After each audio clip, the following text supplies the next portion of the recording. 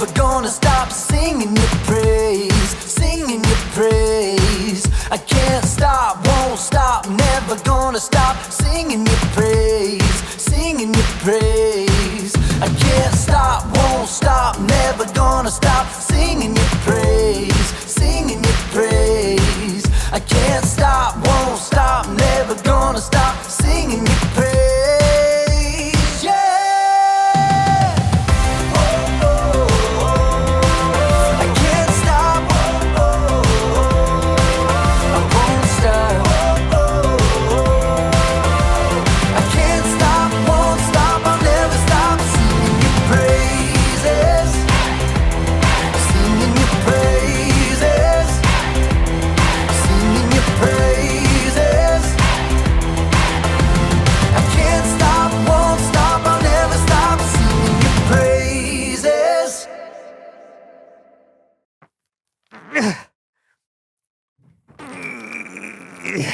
Whoa, Brandon. What? Take it easy there, man. What? You have to use those things properly. Do you know how many side effects there are to that? With this? What? Yeah. Like what? Well, they cause flexing, bruising, exhaustion, tiredness, nausea, headaches, body aches, Heart aches, fake aches, energy loss, energy gain, thoughtful conversations, pointed observations, excited exclamations. Neutral fingernails. You can't stop dribbling a basketball. Flat feet. Incredibly arched feet. Scissor hands. Makes you lose your keys. Water starts to taste like orange juice, which is really bad when brushing your teeth. Vitamin D deficiency. Moist palms. All your electronics break. Gawking onlookers. Frenetic trembles. Traumatic frimbles. Grammatic mumbles. Tic-tac tumbles. Your eyes become toes. Your mom forgets your birthday. You get too muscly and you can't wash your back in the shower. Paper cuts. Soft stool. So every time you try and sit down on a stool, it just collapses under you. You bump your head indoors when you walk through. Tremendous lats. And dry mouth. Whoa. That's impressive. Are there any side effects to talking so fast?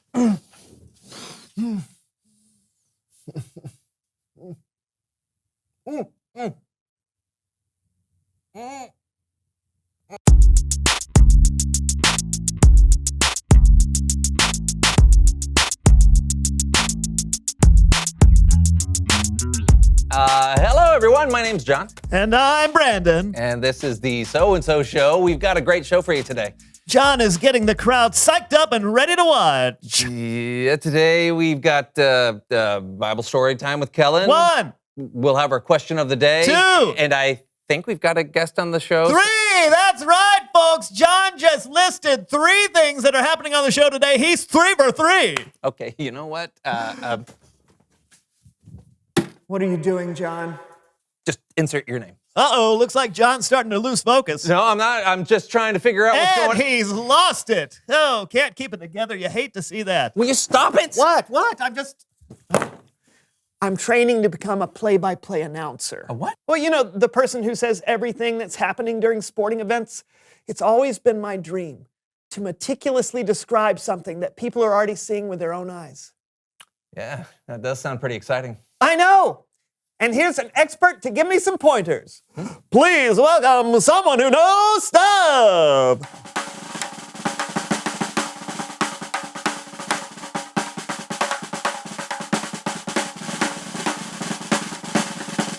Hey, hello, come on in. Have a seat. So tell everybody out there who you are and what you know. My name is Doris Nolan, and I'm a sportscaster. I do a little bit of everything, but what I do most is play-by-play commentary. Brandon is stepping up to the plate, looking to deliver the compliment that will put him into Doris Nolan's good graces. The windup, the pitch, and Doris, so glad that you're here. I'm a huge fan. Thank you, Brandon. And it's a home run, everyone. He makes contact and sends it out of the park. Wow, it looks like you're looking to get into the world of play-by-play commentary yourself. Yeah, that's true. Do you have any advice? Like anything, you've got to make a plan and see it through. I started reporting for high school games and worked my way up. It wasn't quick, but I was passionate about it, so I just kept going. And practice, just like you're doing. Practice out loud what you want to say and how you'll say it. Is there any chance that you could give me a demonstration? Sure. John, could you do me a favor and get me a cup of coffee? Oh, yeah, of course. Now, there are a lot of different ways to call a game. The way we're talking right now is one way. It's just a normal conversation. Like, you can tell John has done this before. He knew right where the coffee station was. There was no pause, no hesitation. Look at that confidence. Isn't that right, Brandon? Yeah. No need to be nervous. We're just talking, right? Right. Sorry. Confidence is key in this business. Understood.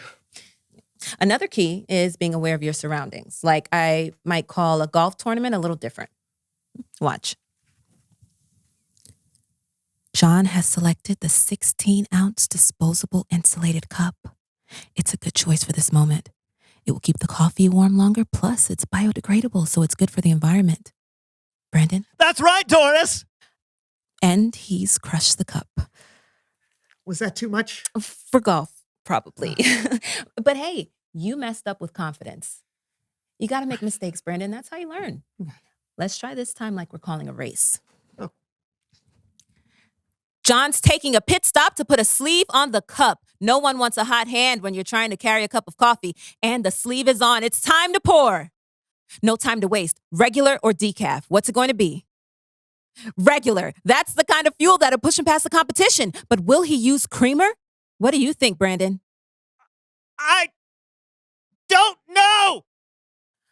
No, don't feel bad. Look, you just said the 3 words that are the hardest for a sports commentator to say. I don't know. It's okay not to know everything. It's a lot better than pretending you know something you don't. You're on the right track, trust me. Really? Really? Now, give it another shot. We're calling soccer now. John's got control of the coffee, but he's still got a big decision to make. Cream or sugar? Cream or sugar? Cream or sugar? And he goes for the cream. A great call. He pours the cream in, a smooth pour and an impressive showing. But he's not done there, Doris. John makes the bold choice to go for the cream and the sugar, but will it be too sweet to drink? He stirs, he sips, and it's good. It's good. Goal!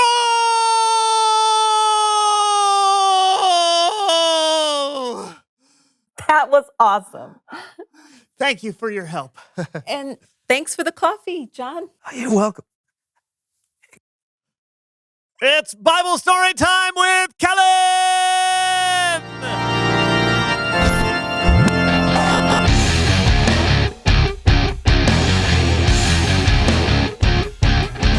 What's up, fellas? Oh, hey, Kellen. What are we talking about today? Well, today we're talking about a time Jesus asked his disciples this question: Who do you say I am? And we'll find out what they said today on Thinking Out Loud. Here's how this game works. I will ask our contestants questions. They will be given a moment to think before they answer, and then they will answer the question out loud. Let's meet our contestants.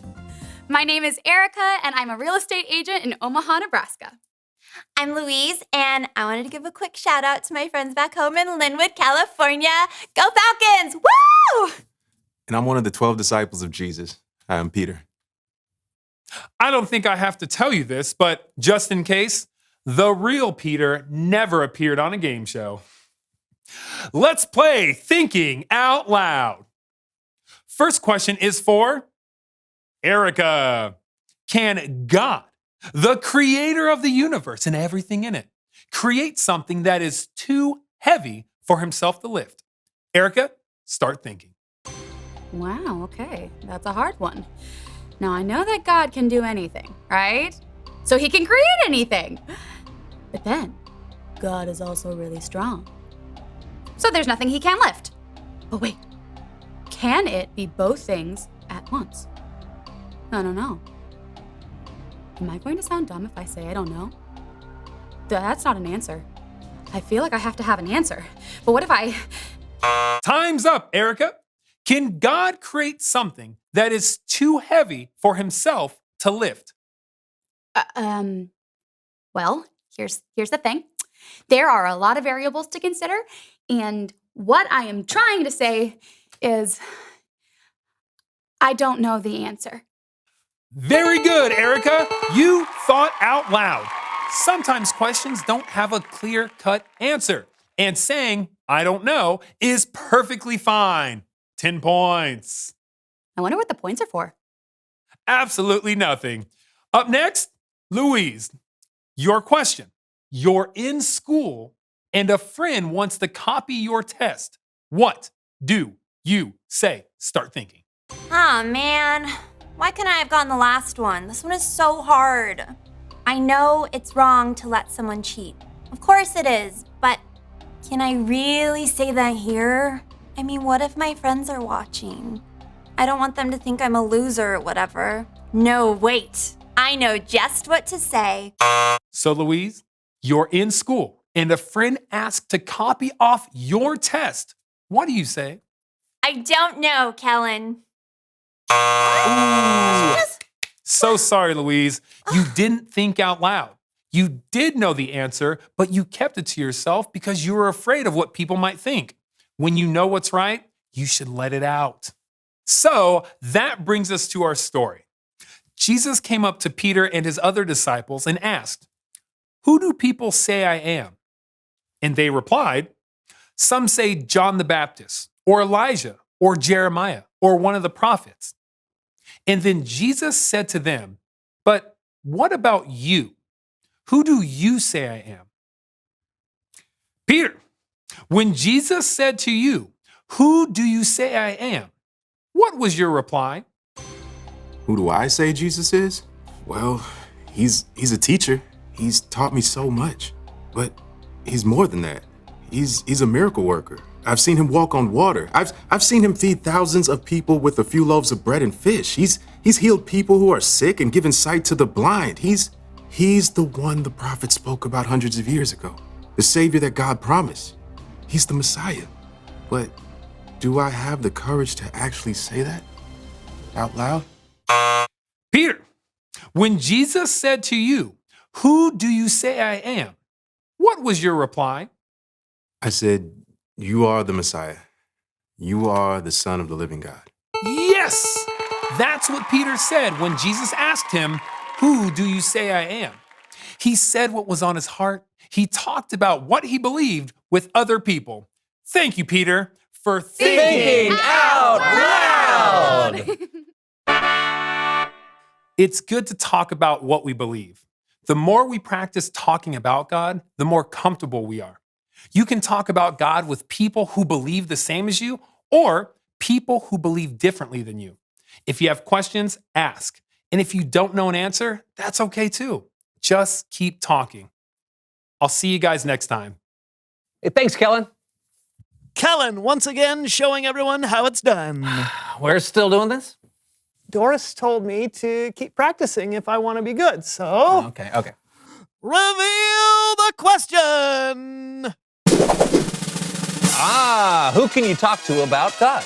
Maybe you can talk to your parents, Or your friends. or a teacher, or a small group leader. Or you can talk to us. Go ahead. Yeah, we can't hear you. Still good practice just talking. After an intense episode of The So-and-So Show, we're ready to sign off here. So until next time, my name is Brandon. And I'm John. And we'll see you. Let me do it. We'll see you next time. And Brandon has approached the coffee table. He's going for the regular caffeine, which is a risk for somebody who doesn't drink coffee. He's smelling it. It does not smell enticing at all. He's questioning why he's doing this. Looks like he's tested the public cream cup. Oh, he's putting the sugar straight into his mouth. That's great. It'll help the coffee go down sweeter. And he takes a big gaping sip. Oh, he does not enjoy it.